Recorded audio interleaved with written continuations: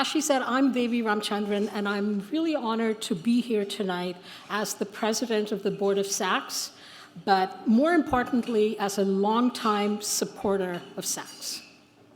As you all know, this is a 25th year celebration, and in South Asian years, that means, let's see, we should be married by now, have at least one PhD, and be well on our way to explain to our children why they should all be doctors.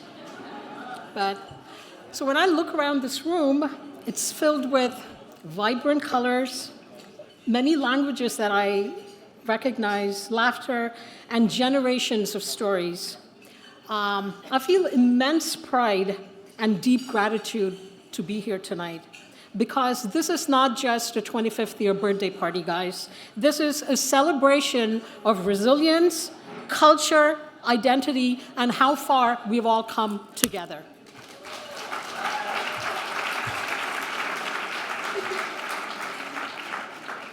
So my parents immigrated to this country in the 70s with 3 young children. It was a different time, in many ways simpler, but my parents still had to navigate a new life in a new place. Today's environment, in so many other ways, can be less hospitable to the more recent transplants to this country. Support systems are letting people down, and language and culture and access are proving to be barriers rather than bridges. Recognizing this need was one of the main reasons that SACSS was founded. And luckily, SACSS is this bridge that spans generations, and it builds lifelines for our clients. It provides guidance, instills confidence, and it's a community that says, we see you, you are meant to be here, and we will help you thrive. So as we gather, I want to take a moment to reflect on the extraordinary impact this organization has had. From helping thousands of immigrants access healthcare, benefits, workforce training, to feeding families through culturally appropriate pantries, SACSS has been a lifeline for many. We have created spaces where seniors find community, where new immigrants find their voices, and where people who often go unheard are empowered to thrive. And we've done it all by meeting people where they are with compassion, cultural understanding, and a steadfast belief in dignity for all. And we're South Asian, so of course we have numbers to back this up. In 2024 alone, we served over 300,000 individuals. We distributed 5 million pounds of culturally appropriate groceries, and we helped over 78,000 individuals access healthcare and other critical services. This is our legacy, and tonight is a celebration of that legacy and the community that continues to make this possible. And tonight we honor the people, the vision, the hearts that have made SACSS what it is today. We are the largest provider of free end-to-end social services in Metro New York, in collaboration with other community-based organizations to whom we send clients. To all the CBOs in the audience, thank you. And once again, I'm so proud of the work we do, and even more grateful that you're all here to celebrate this milestone year with us. The next 25 years begins now.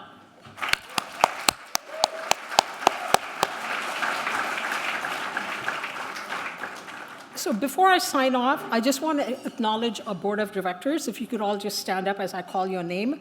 Our board of directors is amazing. They hail from India, Pakistan, Bangladesh, Nepal, Sri Lanka, a very, very diverse diaspora, as diverse as the community we serve. So please stand up. Binod De Silva, Mysore Gandhi, Syed Hassan, Malavika Khular, Mumtaz Mustafa, Mizanur Rahman, Sucheta Ponda, Anupa Shrestha, and Vasudha Vishwanath. Thank you for all you do, and thank you for being here tonight.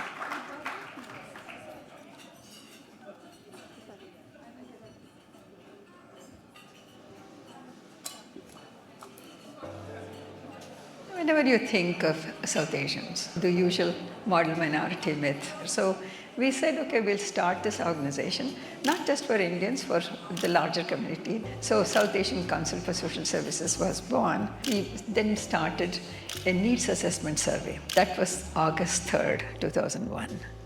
And you know what happened a month later. And the whole world changed. We did have to jump into 9/11 services, serving the people who had lost people and people who had lost jobs, people who were being persecuted at that time, if you remember. But we did release the survey report. What came out of it was some of the very critical needs of the community. Knowing English, the skills, access to healthcare, food security, those were the things which came out. And we started in a small way, then as time went on, we could expand. Access to quality healthcare. It's a basic human right. From babies who are just born, from like people who are trying to get into hospice care, end of life. છેલ્લા 15 વર્ષથી હું અહીં ગાડી સતત આવું છું. અહીં ગાડી painting, classes, exercise. The food pantry is something that we are very proud of. If you give people food that they cannot eat, there's no point, right? It's been a space where all these women come, learn tailoring, and end of the program, not only do they have a skill set, they are given a sewing machine. Actually હું એકલી જ હતી. મારું depression, મારું તબિયત એકદમ fresh થઈ જાઉં છું અહીંયા આવું છું ને ત્યારે 4 કલાક દુનિયા ભૂલી જાઉં છું. They don't exist in a vacuum.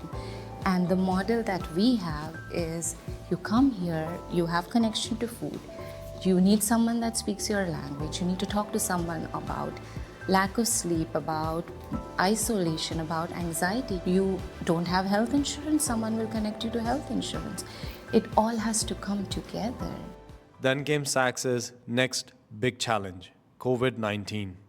We were able to provide services to clients remotely, talk to them over the phone, and then get their issues resolved. But what about food? Then Sudha, Mary, and myself, we had a meeting, and literally, like, we all cried over that. Nobody wanted to go out and do this work. You can't let people go hungry. You have to do something. We decided we're going to open our food pantry, and it was scary.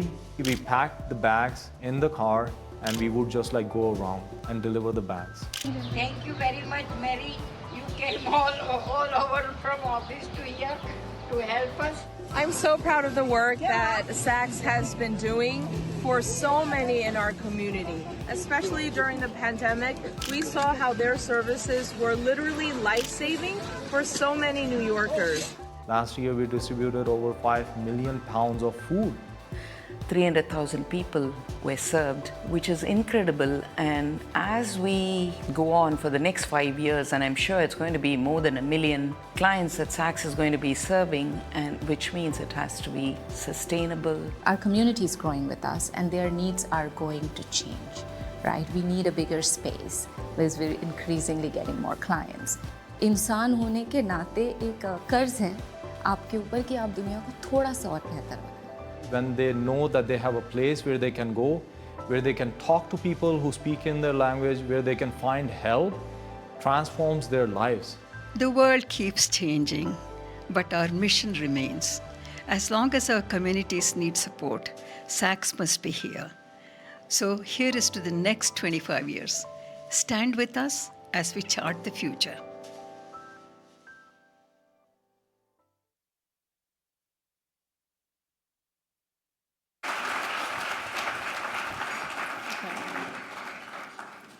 Now, I want to introduce someone without whom none of this would be possible. Sudha Acharya, the founder and the executive director of the South Asian Council for Social Services.